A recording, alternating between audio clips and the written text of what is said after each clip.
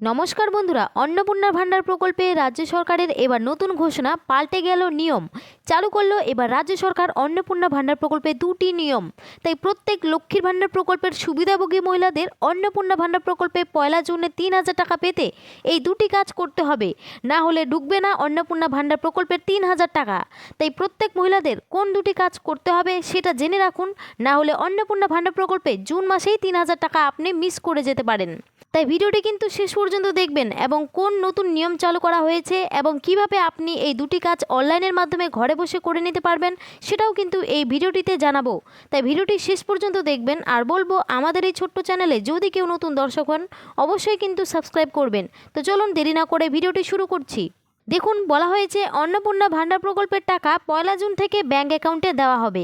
পশ্চিমবঙ্গে নতুন বিজেপি সরকার ক্ষমতায় এসেছে, তারা তাদের নির্বাচনী প্রতিশ্রুতি মতো পশ্চিমবঙ্গে অন্নপূর্ণা ভান্ডার চালু করেছে। এবার তারা প্রতি মাসে 3,000 টাকা করে লক্ষ্মীর ভান্ডারের সুবিধাভোগীদের অন্নপূর্ণার ভান্ডার দেবে। তবে তার আগে পশ্চিমবঙ্গ সরকারের নারী ও শিশু বিকাশ এবং সমাজ কল্যাণ দপ্তরের পক্ষ থেকে অন্নপূর্ণা ভান্ডারের টাকা দেওয়ার নিয়ম পরিবর্তন করেছে।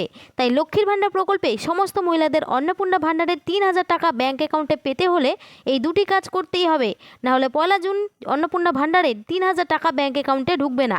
তাই জেনে নিন লক্ষ্মীর ভান্ডার সমস্ত মহিলাদের কোন দুইটি নতুন কাজ করতে হবে এবং কি কি লাগবে ও কোথায় যেতে হবে। এই কাজ করতে ভিডিওটি শেষ পর্যন্ত দেখুন। তো বন্ধুরা, কোন দুটি কাজ আপনাদের করতে হবে এবং কি কি লাগবে, এর জন্য আপনাদের কোথায় যেতে হবে সমস্তটাই কিন্তু এই ভিডিওটিতে আপনারা জানতে পারবেন। তো চলুন কোন দুটি কাজ করতে হবে সেগুলো নিয়ে আলোচনা করি। তো প্রথমেই বলেছে আধারের সাথে ডিবিটির লিঙ্ক। তো এই বিষয়ে দেখুন, বলেছে লক্ষ্মীর ভান্ডার প্রকল্পের পরিবর্তে অন্নপূর্ণা ভান্ডার চালু করার ফলে এখন টাকা পাওয়া আরও সহজ। অন্নপূর্ণা ভান্ডারে বেশ কিছু নিয়ম পরিবর্তন আনা হয়েছে এবং চালু হয়েছে টাকা পাওয়ার নতুন নিয়ম। লক্ষ্মীর ভান্ডার প্রকল্পের যারা আগে সুবিধা পেয়েছিলেন তারাই এই অন্নপূর্ণা ভান্ডার প্রকল্পের সুবিধা পাবেন। তো এখানে বুঝতেই পারলেন, যারাই লক্ষ্মীর ভান্ডার প্রকল্পের সুবিধা পাচ্ছিলেন তারাই কিন্তু অন্নপূর্ণা ভান্ডার প্রকল্পের সুবিধা পাবেন। তবে টাকা পাওয়ার কিন্তু বেশ কিছু নিয়ম পরিবর্তন করে নতুন নিয়ম চালু করা হয়েছে। কিন্তু মনে রাখবেন, আপনার ব্যাংক অ্যাকাউন্টের সাথে আধার লিঙ্ক এবং ডিবিটি লিঙ্ক যেন অবশ্যই অ্যাক্টিভ থাকে, কারণ সরকার অন্নপূর্ণা ভান্ডারের টাকা সরাসরি ব্যাংক অ্যাকাউন্টে নয় বরং আধারের মাধ্যমে এই টাকা দিতে চলেছে।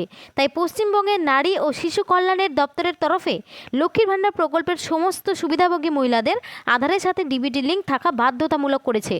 তো টাকা দেওয়ার কিন্তু একটি বিরাট বড় পরিবর্তন করেছে। আগে আপনারা লক্ষ্মীর ভান্ডার প্রকল্পের টাকা সরাসরি ব্যাংক অ্যাকাউন্টে পাচ্ছিলেন, কিন্তু এখন যে লক্ষ্মীর ভান্ডার প্রকল্পের পরিবর্তে অন্নপূর্ণা ভান্ডার চালু করেছে সেখানে আপনার ব্যাংক অ্যাকাউন্টে নয় বরং আধারের মাধ্যমে কিন্তু টাকাটি দিতে চলেছে।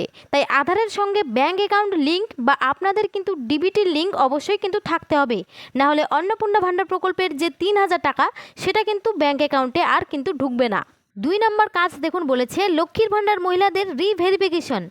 এই বিষয়ে দেখুন, বলেছে অন্নপূর্ণা ভান্ডারের ভেরিফিকেশন শুরু হয়েছে।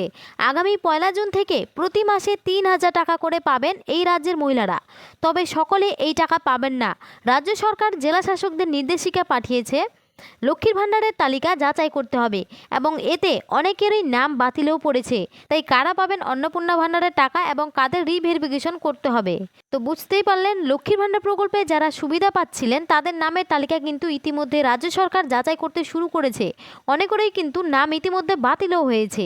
তাই কাদের এই রিভেরিফিকেশন করতে হবে কাদের করতে হবে না সেটা কিন্তু নিচে উল্লেখ করেছে। দেখুন, জেলার প্রশাসনিক তরফে ইতিমধ্যেই ভেরিফিকেশন শুরু করেছে। লক্ষ্মীর ভান্ডার প্রকল্পের সুবিধাভোগীদের নতুন করে বয়স এবং নথিপত্র যাচাই করছে।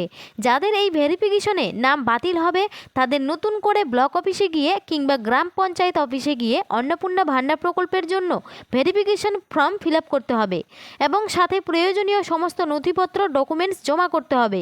রাজ্য সরকারের নির্দেশ অনুযায়ী 12 লক্ষ মহিলার নাম ইতিমধ্যেই অন্নপূর্ণার ভান্ডার তালিকা থেকে বাতিল করা হয়েছে। তো এখানে বুঝতেই পারলেন, রাজ্য সরকার যে নতুন নিয়ম অন্নপূর্ণা ভান্ডারে চালু করেছে, যে দুটি কাজ করার কথা উল্লেখ করেছে সেই দুটি কাজ কোন মহিলাদের করতে হবে এবং কোন মহিলাদের করতে হবে না সেটা আশা করা যায় আপনারা এই ভিডিওটিতে জানতে পারলেন।